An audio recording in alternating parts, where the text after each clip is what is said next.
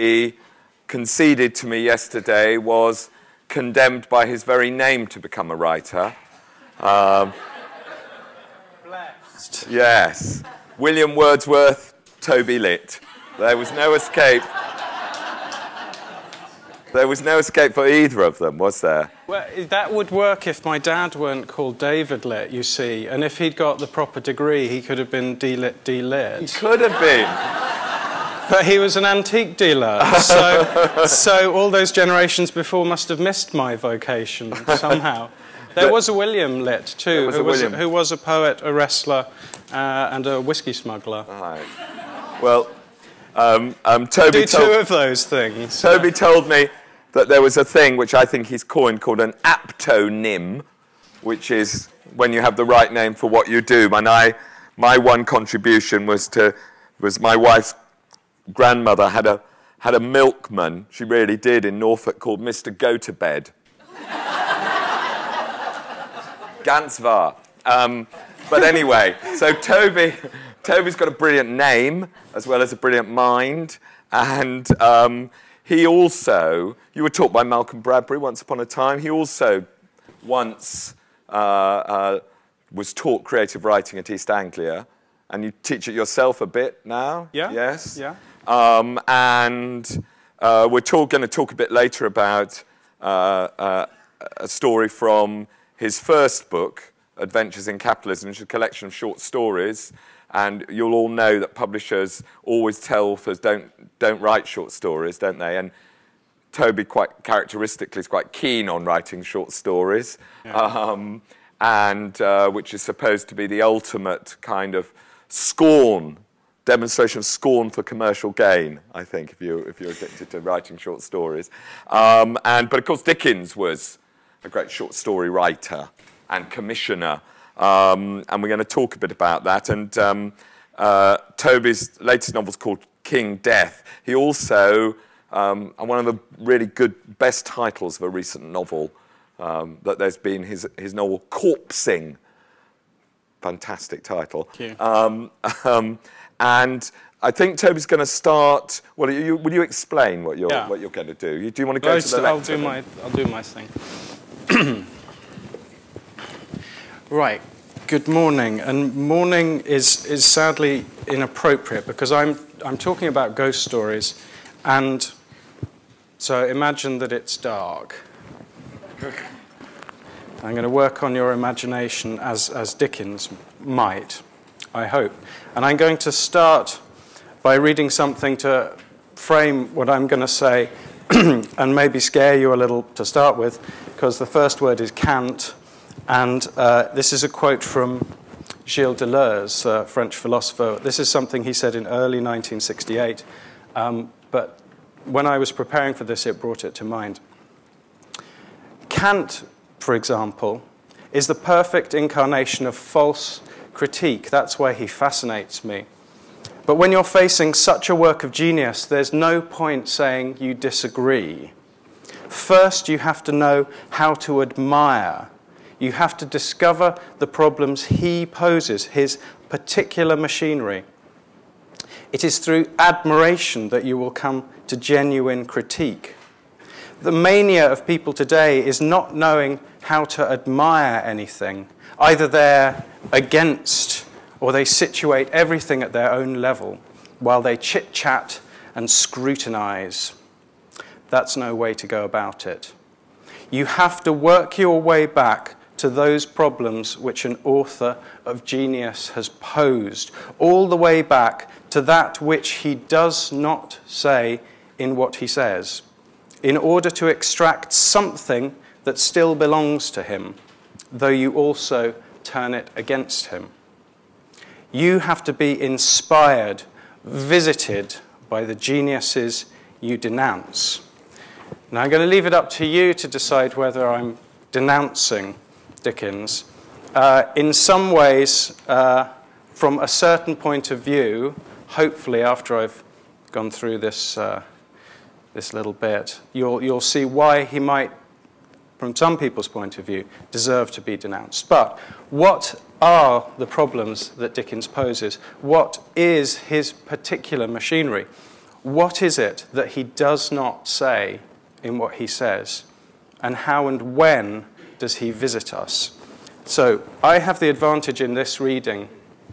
Other people have read extracts of very long books. I'm going to be able to read you the whole of a ghost story.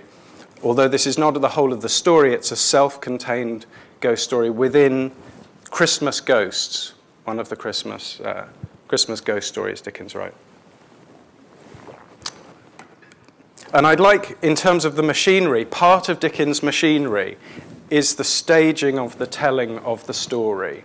You know, Father has brought back Dickens' latest installment. It is dark outside. There's a fire crackling. And I would like you not only to think of the performance, because we can be very wise, because look, we have electric light. When you go away from reading the ghost story, or me reading it to you, you don't have to go up a dark staircase holding a candle, praying that it doesn't go out so that you're in the dark, which happens in Dickens stories. You don't have to go to a cold bedroom with perhaps no fire and get in under the covers. And these people, there's no phone. If something goes wrong, you can't get on the phone, call the police. If you're out on the windy moor and it's dark and cold outside, you are dark and cold and you are completely on your own. So those are some of his particular conditions. So if you can imagine that, that is what you might go to after this story. And it's partly in the story. And I'm going to try and not be Dickens, but do Dickens.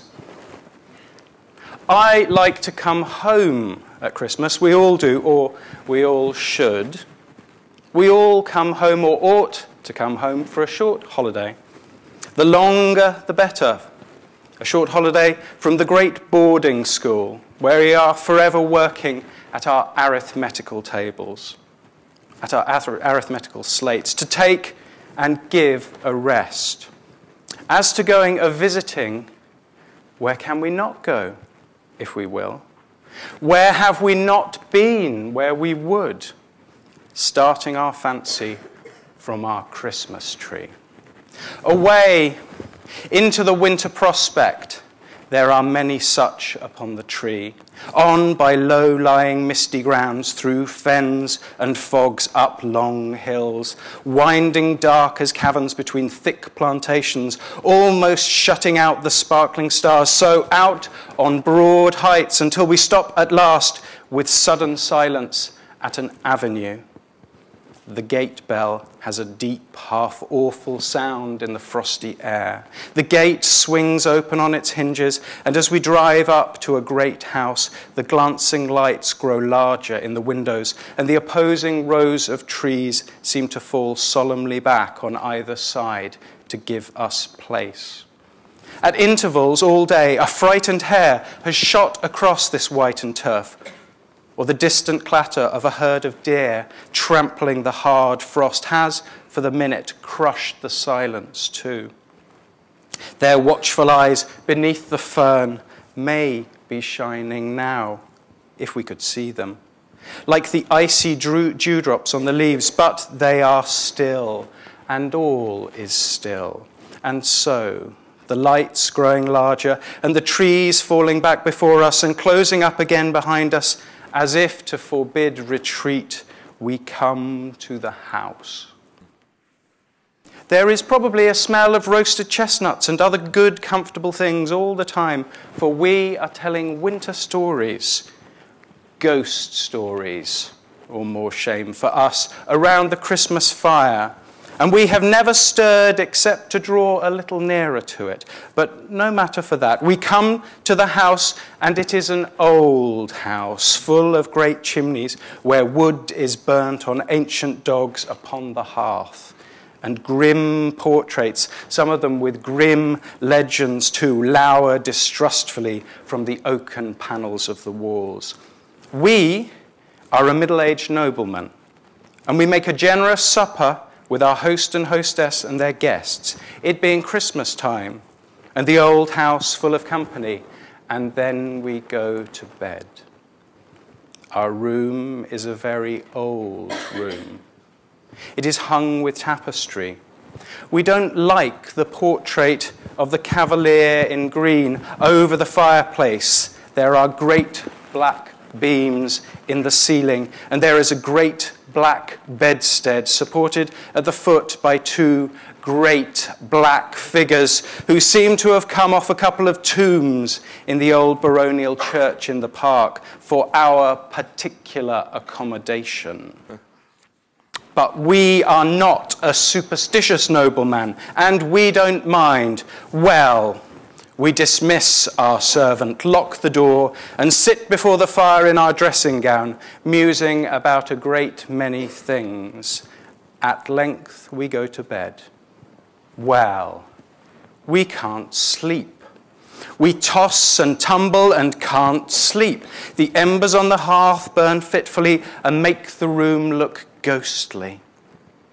We can't help peeping out over the counterpane at the two black figures and the Cavalier, that wicked-looking Cavalier in green.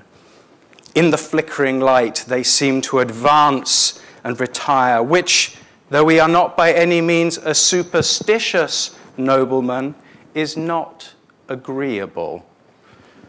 Well, we get nervous, more and more nervous. We say, this is very foolish. Well, we can't stand this. We'll pretend to be ill and knock somebody up. Well, we're just going to do it when the locked door opens. And there comes in a young woman, deadly pale, with long, fair hair, who glides to the fire and sits down in the chair we have left there, wringing her hands. Then we notice that her clothes are wet. Our tongue cleaves to the roof of our mouth, and we can't speak, but we observe her accurately. Her clothes are wet. Her long hair is dabbled with moist mud. She is dressed in the fashion of 200 years ago, and she has at her girdle a bunch of rusty keys. Well, there she sits, and we can't even faint. We are in such a state about it. Presently she gets up and tries all the locks in the room with the rusty keys, which won't fit one of them. Then she fixes her eyes on the portrait of the Cavalier in green and says in a low, terrible voice, "The stags know it. The stags know it." After that, she wrings her hand again, passes the bedside, and goes out at the door. We hurry on our dressing gown, seize our pistols — we always travel with pistols — and are following when we find the door locked. We turn the key, look out into the dark gallery. No one there. We wander away and try to find our servant. Can't be done. We pace the gallery till daybreak, then return to our deserted room, fall asleep, and are awakened by our servant. Nothing ever haunts him and the shining sun. Well, we make a wretched breakfast, and all the company say we look queer. After breakfast, we go over the house with our host, and then we take him to the portrait of the Cavalier in green, and then it all comes out. He was false to a young housekeeper once attached to that family and famous for her beauty, who drowned herself in a pond, and whose body was discovered after a long time because the stags refused to drink the water. Since which it has been whispered that she traverses the house at midnight, but goes especially to that room where the Cavalier in green was wont to sleep, trying the old locks with rusty keys. Well, we tell our host of what we have seen, and a shade comes over his features, and he begs it may be hushed up. And so it is. But it's all true. And we said so before we died. We are dead now. We said so. before we died to many responsible people. Thank you.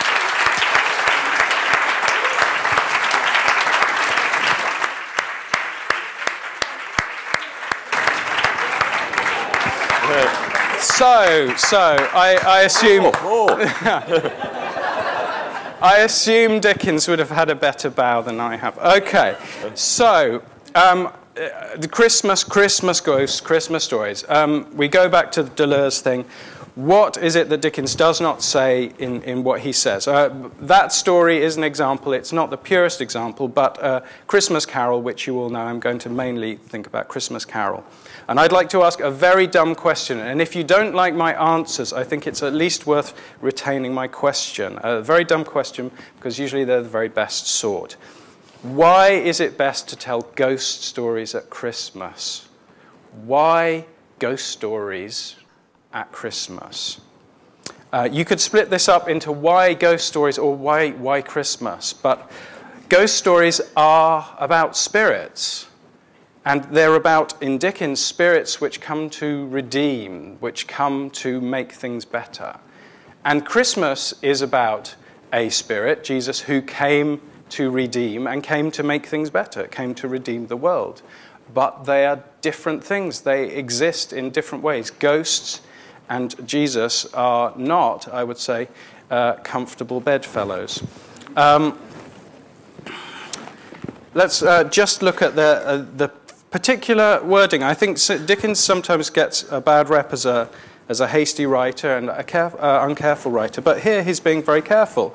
I don't know if you noticed, but he says that we're in the smell of roasting chestnuts. We are telling winter stories, dash, ghost stories, or more shame for us.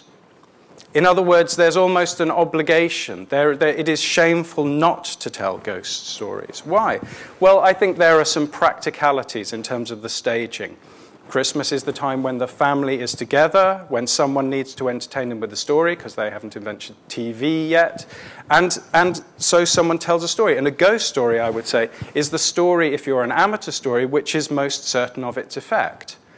If you say to someone, okay, tell a really funny story now, it's difficult. If you say, tell a story that will all make us cry, that's almost as difficult. If you say, tell a spooky story, most people, all you need to do is haul on the props, which I have to say in quite a few Dickens stories, that's what he does. He hauls on the props, the cobwebs, the haunted house. Just get them going down the dark staircase. That's all you need to do. That's all you need to do. So that's practical. And then there is the material, you are materially comfortable more at Christmas than other times of year. So a bit of a chill is a contrast to that. You're by the warm fire. Let's put a chill up your spine. But I think there is something deeply weird about this and deeply odd about the conjunction of Christmas and ghosts. And I'd like to make three kind of main propositions about Dickens as a writer of ghost stories.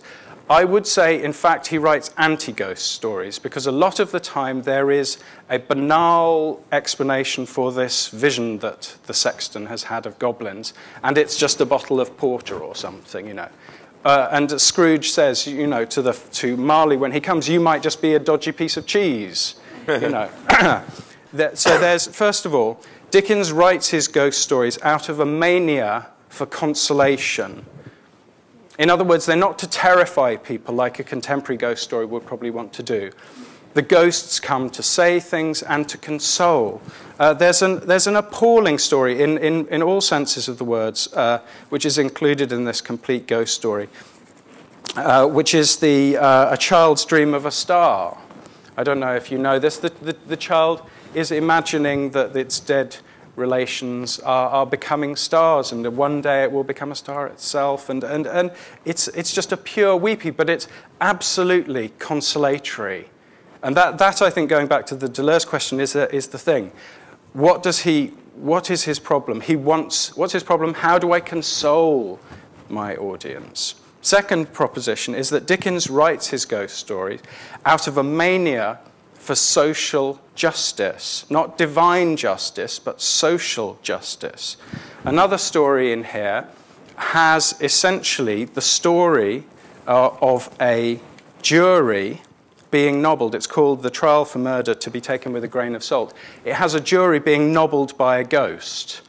The ghost of the murdered man whose trial, the murderer is up for, and the ghost goes round pushing the jurors whenever they get together to discuss, possibly, oh, do you think he might not have done it? The ghost kind of creeps up, distracts them, and the conversation ends. So essentially it's about achieving social justice, because he is the murderer, via haunting. And a lot of the stories are about that.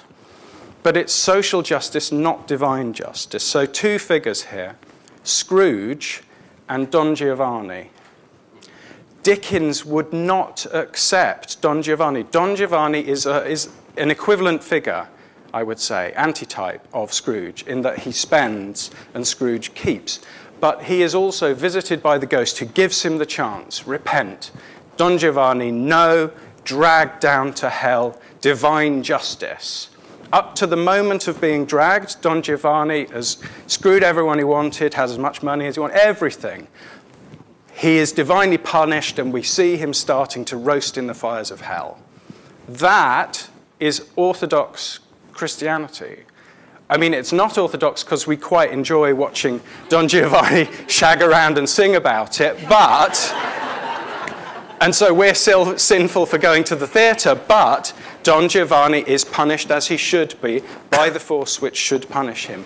Scrooge is visited by a ghost who negates Christianity, who says, three ghosts plus Marley, who says, here's your chance. And Scrooge does repent, and social justice is achieved within the human sphere, and there is consolation. There is consolation. You can make things better. So, those are the first two propositions. In order to support this, I'd like just to quote briefly three curious details to back this up that you may not have particularly taken in from A Christmas Carol. The first is, here is the first sentence that describes Scrooge. Last word of the sentence. Oh, but he was a tight-fisted hand at the grindstone, Scrooge, a squeezing, wrenching, grasping, scraping, clutching, covetous old sinner. Sinner. He's like Don Giovanni. He is an archetypal sinner. And what should happen to sinners? Sinners should die and burn in hell. No. In order to be consolating and in order for there to be social justice, they need to be visited by very useful ghosts who tell them stuff. Not only is Scrooge a sinner, he is appallingly blasphemous about a weird combination of Christmas and Christianity. Now, I said that Dickens is weird. This is extremely weird. If I could work my will, said Scrooge indignantly, every idiot who goes about with Merry Christmas on his lips should be boiled in his own pudding and buried with a stake of holly through his heart. What writer ever came up with this bizarre combination of Christian martyrdom and Christmas pudding? What is this? This is like, I don't know, burn them at the stake? Or pour some brandy over them, light them, and serve them up to Granny. Okay, that's weird. Christian retribution in the form of the Christmas feast. And also a kind of vampire stabbing. But this to me is the clutcher. Why do we know that what I'm going to say at the end is true? It's because at this point in the story, just before the haunting starts, Dickens introduces the alternative, which is the Bible, Christianity, in an entirely orthodox form, only to dismiss it. Scrooge is sitting down, about to be visited. The fireplace, not lit, the fireplace was an old one, built by some Dutch merchant long ago. You probably skip this bit when you read it. And paved all around with quaint Dutch tiles designed to illustrate the scriptures. There were Cain's and Abel's, Pharaoh's daughters, queens of Sheba, angelic messengers descending through the air on clouds like feather beds, Abraham's, Belshazzar's, apostles putting off to sea in butterboats. Hundreds of figures to attract his thoughts. And yet that face of Marley, 7 years dead, came like the ancient prophet's rod and swallowed up the whole.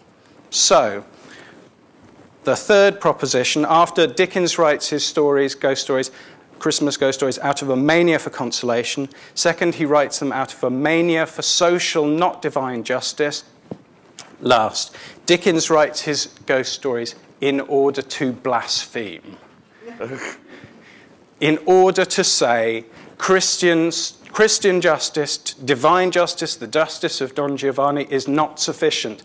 I demand social justice in our lifetime, and if I have to bring in ghosts and spectral stuff to do it, damn it, I will do it. The question, my speculative answer to the question, why ghost stories at Christmas, is because Dickens is still a bit Christian, still a bit scaredy, and Christmas is the safest time to blaspheme, because Christ is coming as the Redeemer. If you blaspheme at Easter, boy, you're really going to get it.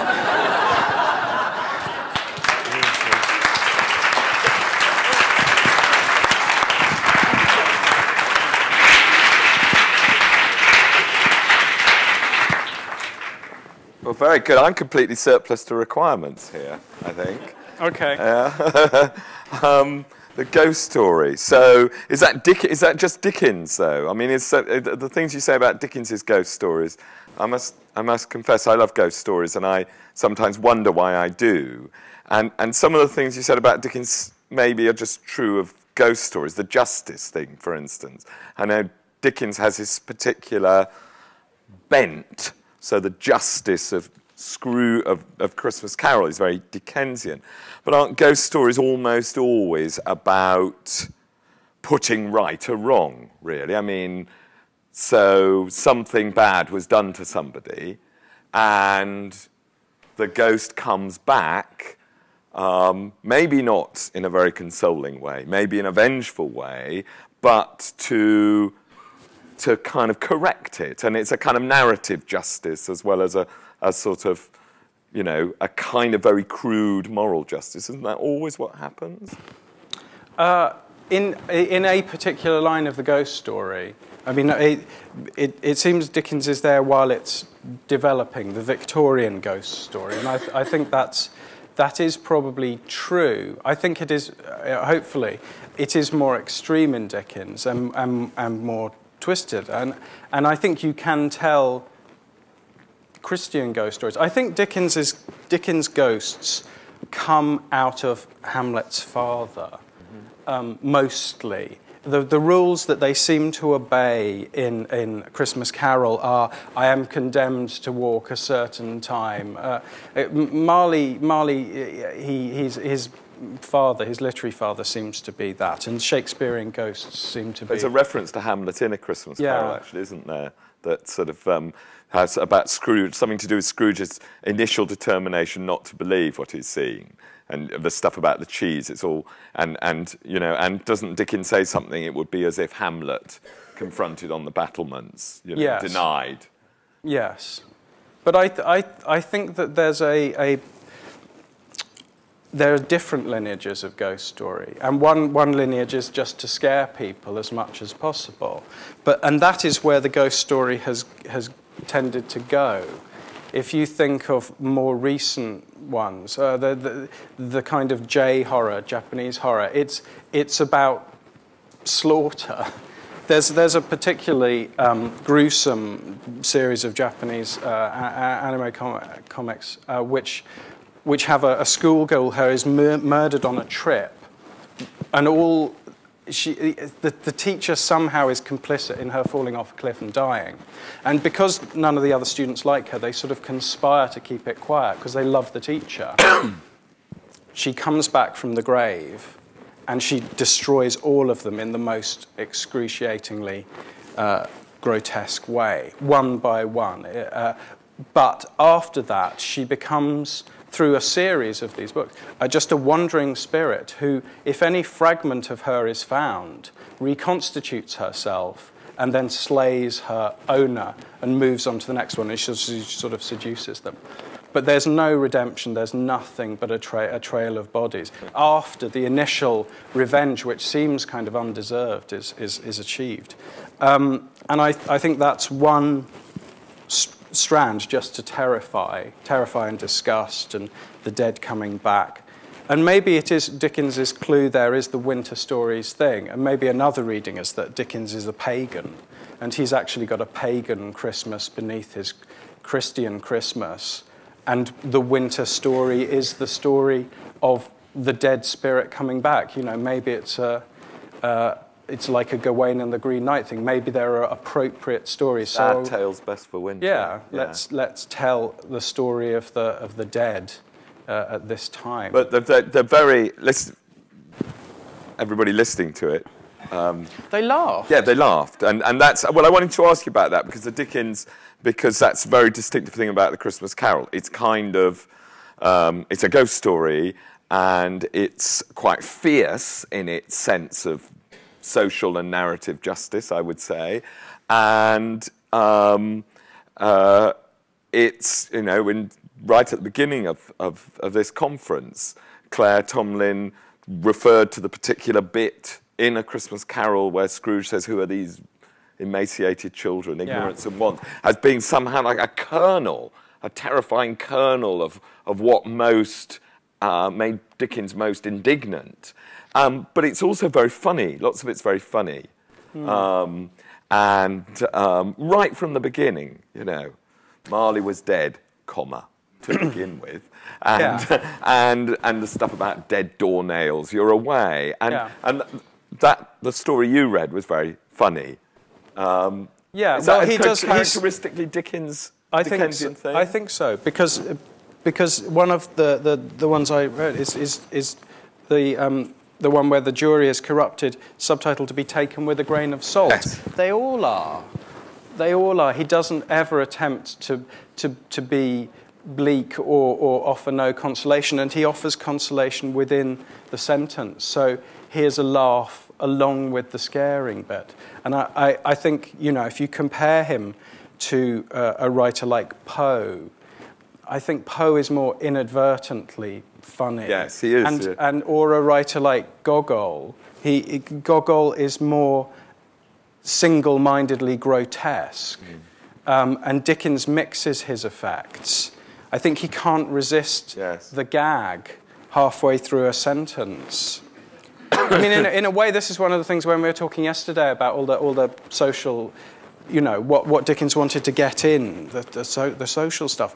To me, we have parcelled out different jobs. And so the investigative reporter going to the poorest part of the city and seeing the conditions and coming back is part of the thing which he did within himself. But he also did this TV sketch show. He also did the characters who come on, do their catchphrase, and then go off again, like they do in Fast Show or TV shows.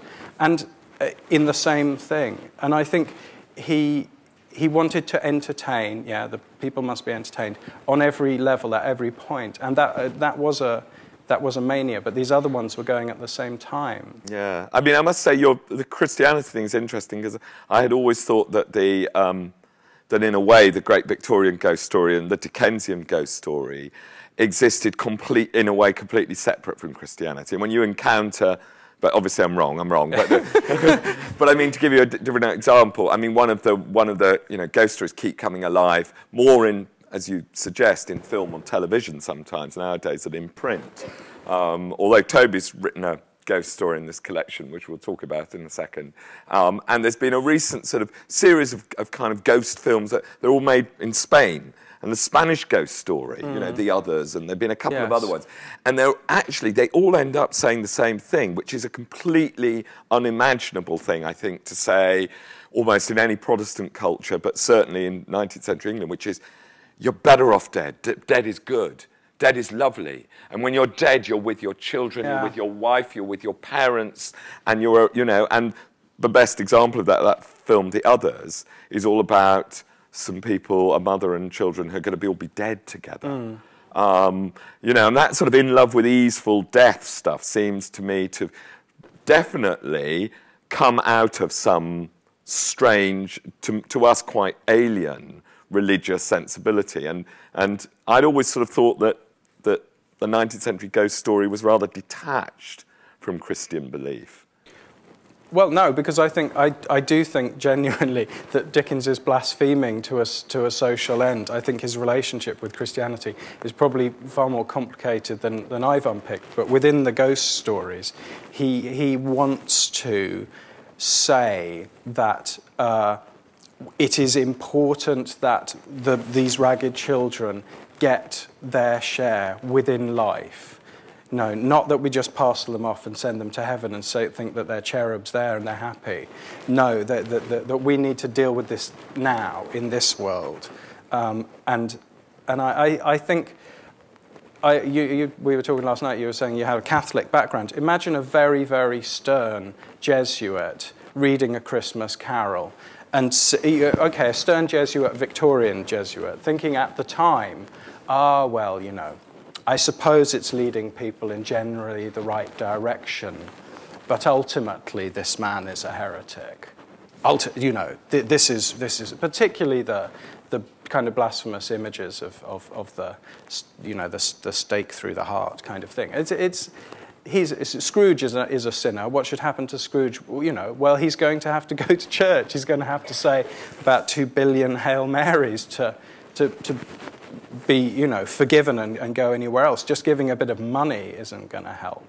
And I do think that's in there. But ghost stories, maybe there is something about them that it's a failure to be able to tell the story in any other way than there being a ghost. In fact, one of the things I wanted to say, I thought of saying, was that Dickens's, paradoxically, is that Dickens's most successful ghost story is Great Expectations, because it is the relationship between spirit and flesh is very banal in most of his ghost stories. It's as if he's saying, once upon there was a time there was a ghost who was a ghost.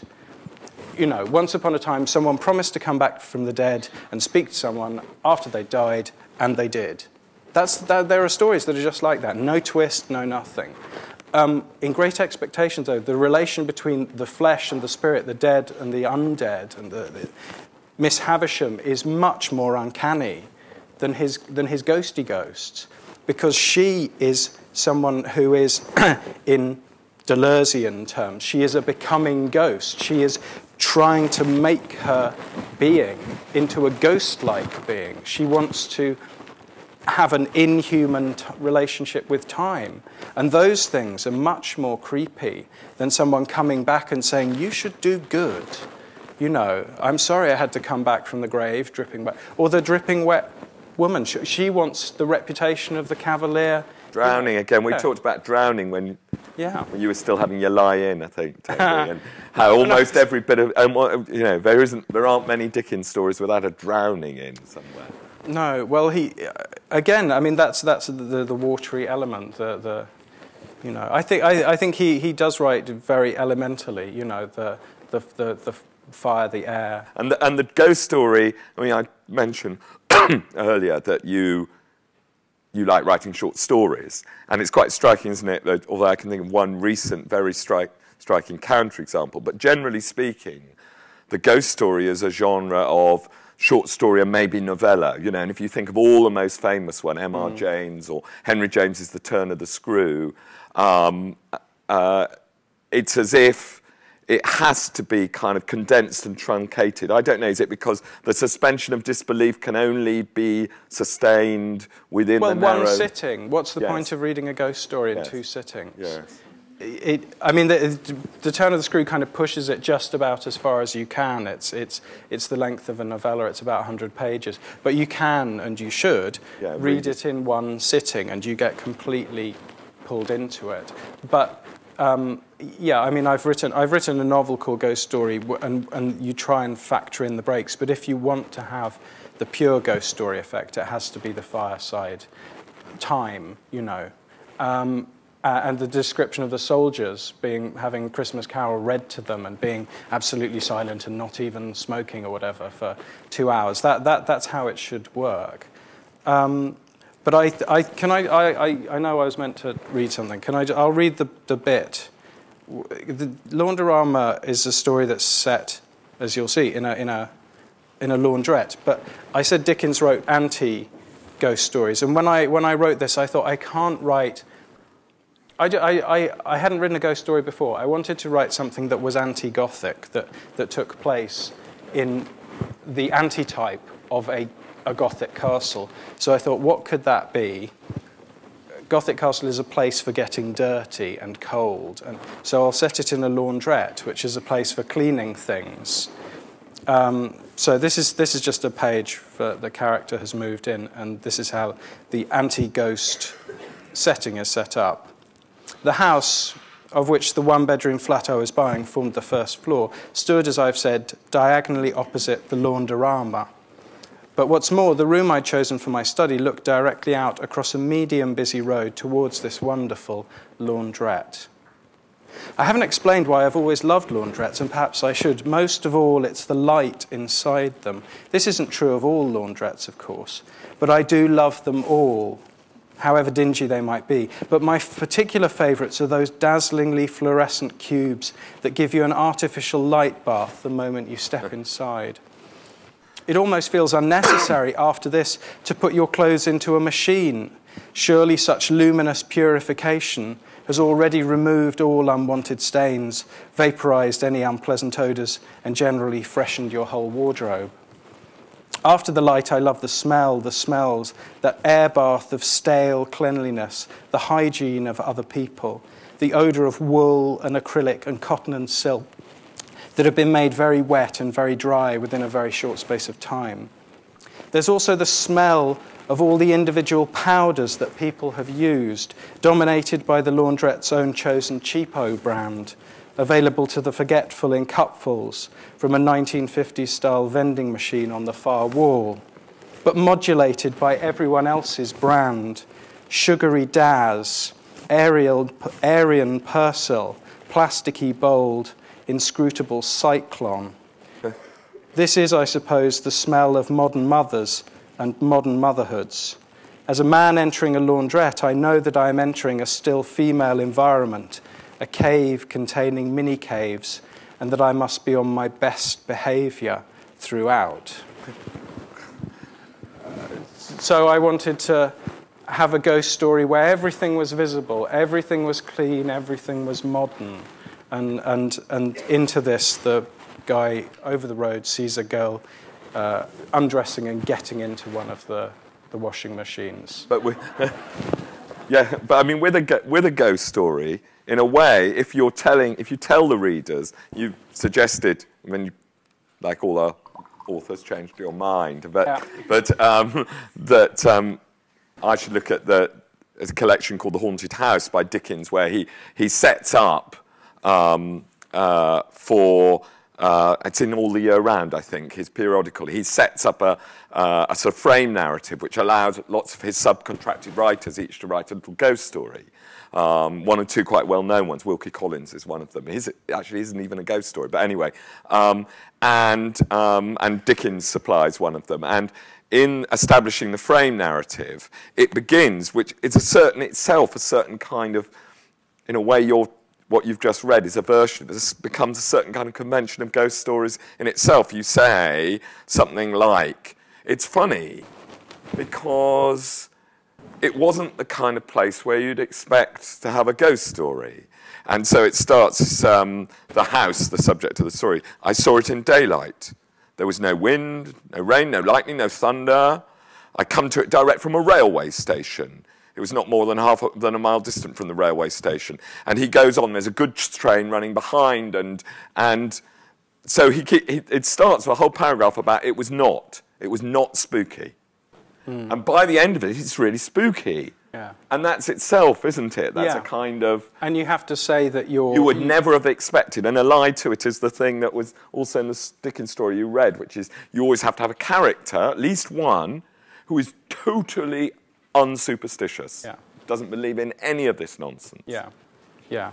No, those are requirements, but similarly, the Castle of Otranto thing, you do have the Gothic castle, you do have the chains, you do have the ghost of the headless baron, you know, going around. You bring on all the props to start with. That sets up such a strong archetype that the antitype is open, but that's, I would say, you set yourself the challenge, how do you make this frightening? And for me, the most successful uncanny stories are the ones that make the daylight and the present day and everything really scary.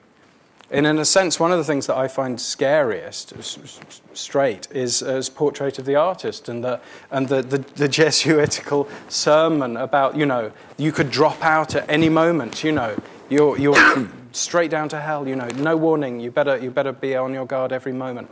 And that haunts Stephen Dedalus, and it's a kind of, you know, Christian ghost story. The Christian ghost story is you have a soul, you have a geist, you have a spirit, and this is what can happen to it. In that story, looking back, I wrote a very conventional story of a young man being punished for his illicit desire. And I wrote it, I haven't read it for a long time, and I wrote it in a slightly mock Victorian style.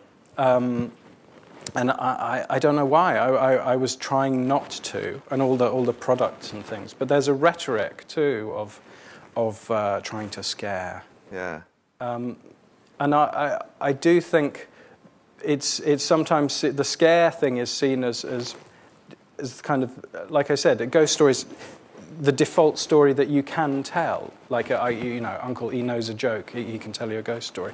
But it's what you do afterwards, really. Dickens wants something to happen afterwards. Most ghost stories, they just want you to kind of turn on the light and, oh, it's all okay. I had a bit of a shiver, it was fun. But with the reason I wrote a novel called Ghost Story, that was my attempt to complicate the thing, to make the thing as kind of self-haunting as possible with two stories of loss, and one of them being directly autobiographical, one of them being completely invented. And after that, I thought, I'll never write a ghost story again, but they've come back, and I still love them as a form, because they really do allow you to put characters in a different physics and then examine them morally under a different physics. And Scrooge is taken on a kind of a journey through different kinds of physics. You know, we're going to mess with time, we're going to mess with space. But what the ghosts can't change is money. They need him to open his coffers and pay out. Ghosts can't just take the gold and give it to the wolfish boy and the girl. You know, so they have rules. And your ghost story, in a way, follows that pattern, doesn't it, of which maybe A Christmas Carol follows, which is a pattern which I suspect is one of the things that makes ghost stories perfectly doable, as it were, nowadays, which is that in Laundorama, I mean, I give nothing away, but I do give it away by saying the protagonist, as it were, thinks there's something out there, but in fact there's something in here. I mean, that's one of the absolutely classic patterns. And I was thinking about that when you were reading from it, because there's I don't know if you read it, Toby, it's a book I confess I much love and admire, which breaks the rule of it having to be short, which is a sort of ghost story of recent times, which is Sarah Waters's The Little Stranger, which I think is a brilliant novel. And I have, because I think it was on the Booker Prize list the year I was a judge, so I had to read it. I read it at least 4 times, and it gets cleverer and spookier each time. And that is sort of all about a narrator who, well, he thinks he's all rubbish. He's surrounded by people who are panicking more and more and more. He's determined it's all rubbish. And it also has that thing about it's not outside, it's inside. But it's played so slowly, and, you know. Yeah. And I think that maybe is something that you know, we've been talking quite a lot over the last day or so about sort of psychological assumptions we have which are sort of very un-Dickensian. But that one seems to be one which we find quite believable still. Yeah, and Dickens does open the door to that, the doppelganger story and the person haunted by themselves. I do think that what interests me is that there's a parallel tradition now of the Victorian ghost story redone. So The Woman in Black, the most famous ghost story of our time, it's just about to be a film. Oh, I've seen it, the film. Oh. Is it? Well, I mean... That was a good review there, wasn't it? No, I've got to review it, so I'll shut up. But I mean, it's not very closely related, I wouldn't say, to the book. But it is one of the rules that's been proposed about ghost stories is to make them genuinely scary. The setting has to be contemporary to the reader. Right. Because if you put it too far back in time, it becomes distant. Therefore, you know, that argument would be you have to set it in a laundrette, not in a haunted Victorian, you know, castle. In a sense, you have to do double scary if you're scaring people in crinoline rather than scaring people in, you know, M&S knickers. Do you think? Yes, I think, well, except in America, certainly in American films, the European is in itself essentially scary and distasteful, and the return from the grave. I mean, England is the return from the grave for America. So, or in almost any kind of American ghost story, it will just be the old. Yes. It doesn't necessarily need even to be uncanny, particularly. It's just the old. I think in English ghost stories, it's a different thing. So the old in itself isn't scary. But I would say that if you put a Victorian context around it, and Sarah Waters, she is not going to do the Japanese avenging angel where every person in this house is slaughtered. That you're safe from that. Well, except actually, in the Sarah Waters, every person is sort of slaughtered. Are they? Well, I mean, except for the narrator. Actually, every single, not slaughtered, but something really, really bad happens, and they're either killed, or they end up gibbering wrecks in the local lunatic asylum, and only the narrator is left. And one of the brilliant things about it is it's sort of all sorts of absolutely conventional things sort of done in a way that you don't actually think, oh, this is just... Okay. I'm just going to. Okay, so that's yes. I haven't read it, so I. You must. I'll say that there are bad things that happen to people, but they're not as bad as one of the characters in one of these stories about this Japanese avenging ghost, and this is going to gross you out a bit. She has very lank hair, and this ghost has that beautiful Japanese horror hair, long black flowing hair, and she finds a hair from this girl. And she puts it in her head. And then she starts to grow hair. Ooh. She starts to grow long, lustrous hair. But then she starts to grow hair from every pore in her body until she's this kind of disgusting furball that explodes. That doesn't happen in Sarah Waters' novels. No.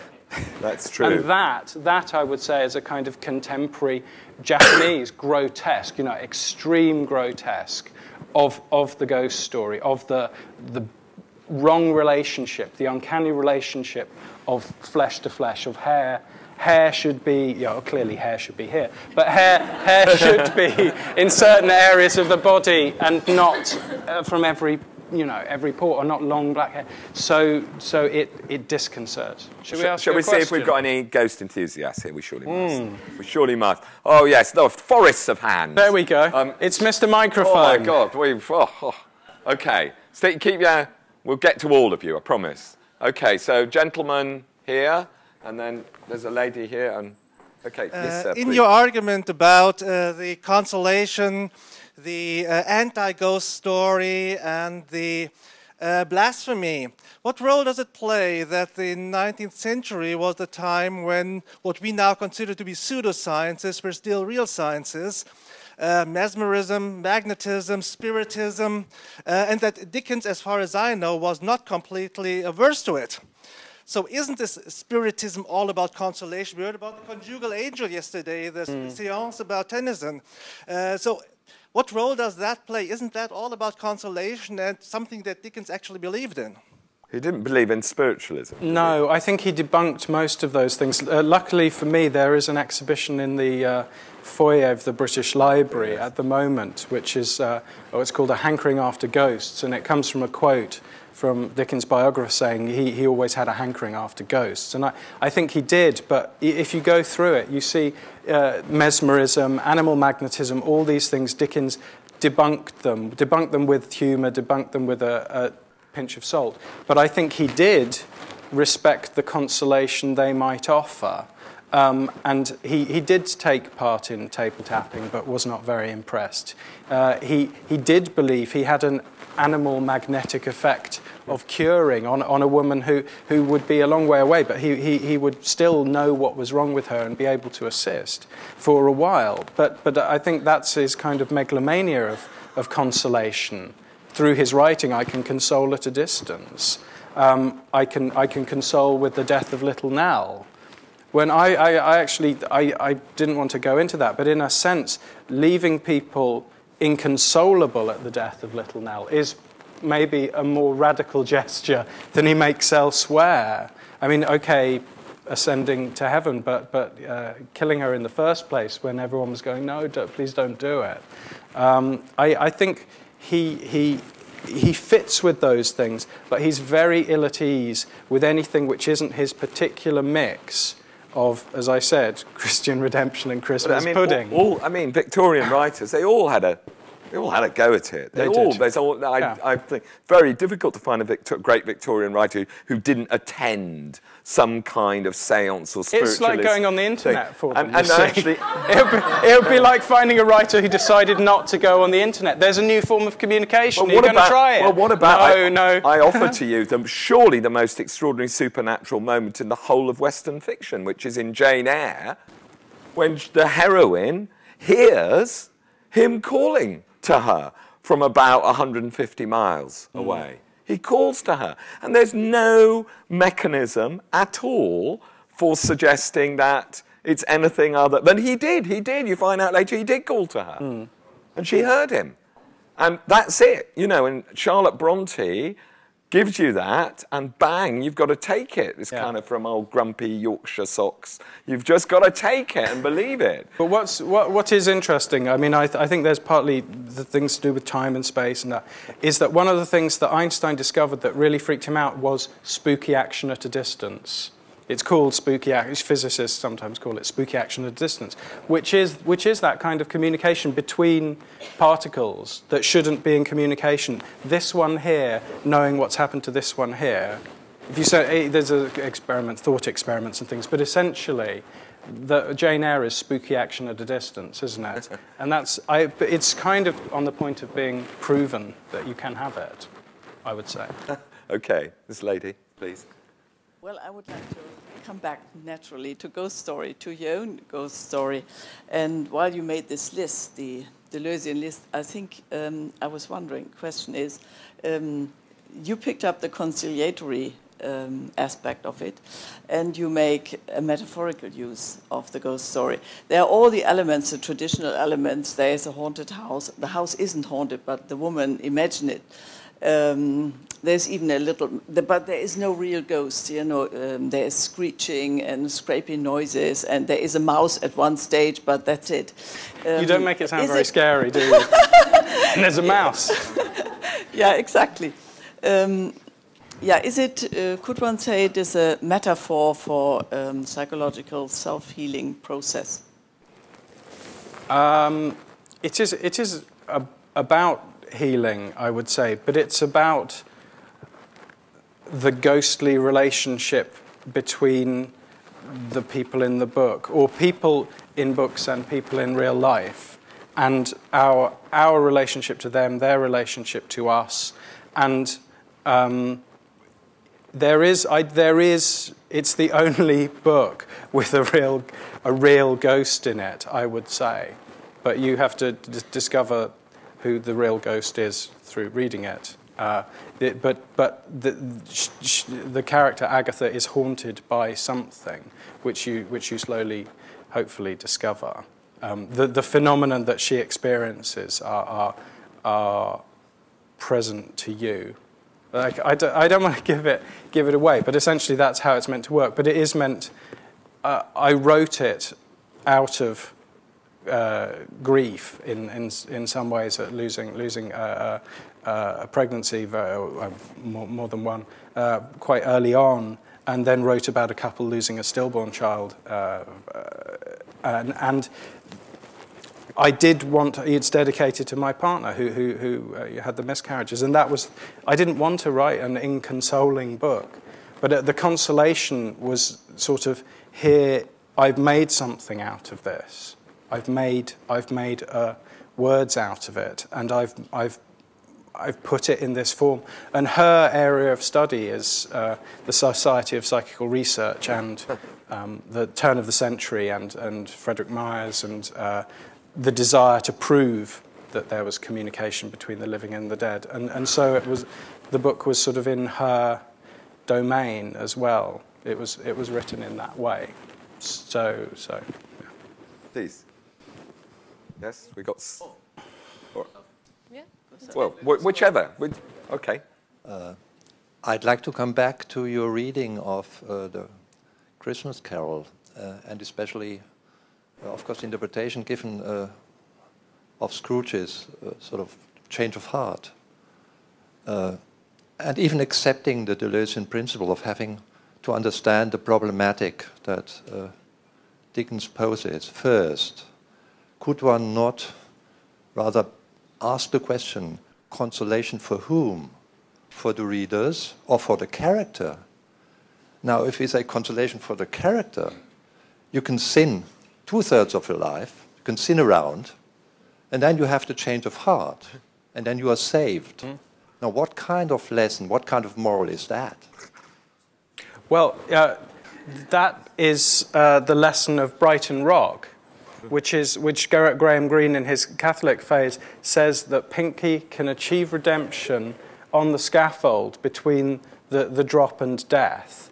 In the final instant, if you are between the stirrup and the ground. Between the stirrup and the ground, yeah. Between the you stirrup can and achieve, the ground, yeah. you can do it. If you really mean it. That is orthodox. Yeah. That is very orthodox. Scrooge isn't, and I don't think that Scrooge is necessary. He could have. Yeah. I don't think that Scrooge is necessarily promised. The implication is that he lives a good life from this point on. Therefore, but it's a good social life. It's a good social life. There is, one of the tiniest details in his redemption is he went to church. It's in there, but it's those words. That's how small it is. So yes, I think you're right to point that out. But it's perfectly theologically acceptable to as you say, between the stirrup and the ground. Okay. Yes, sir. I would also like to say a few words about this consolation business. When reading Dickens, you can always be absolutely sure of one thing: he never hurts.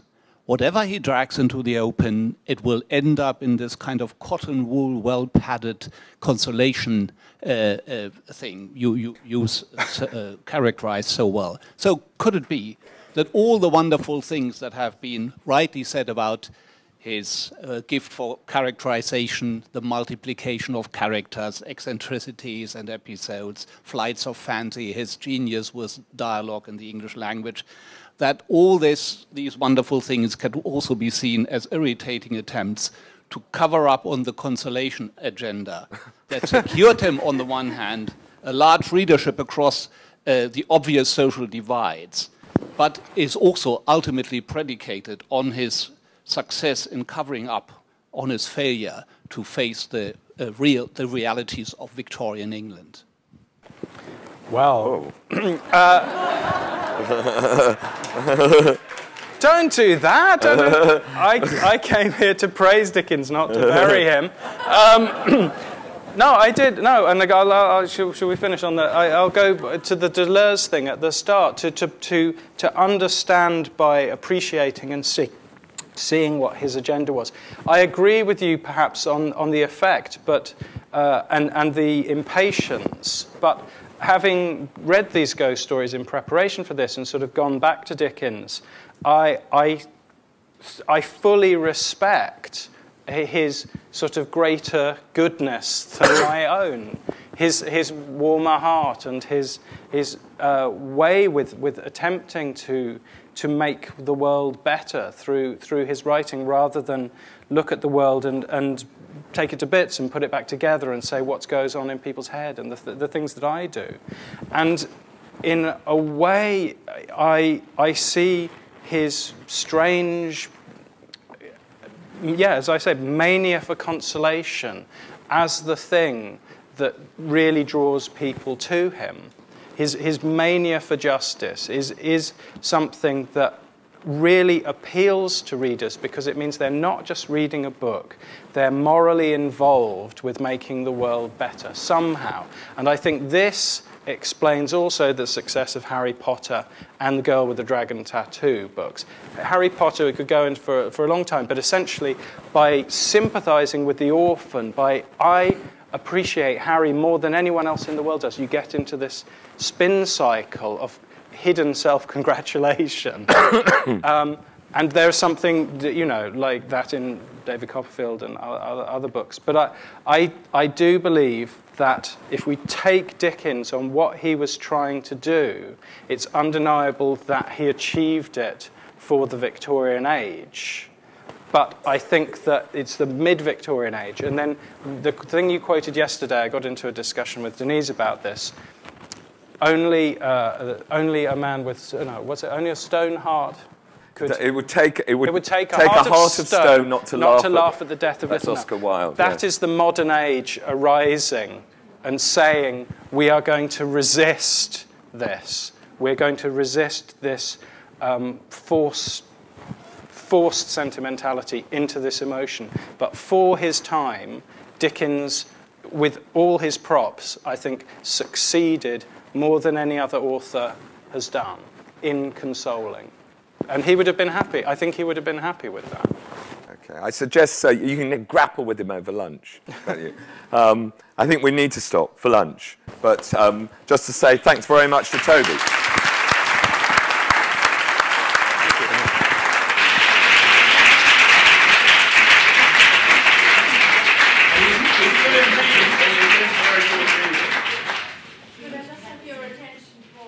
The workshop after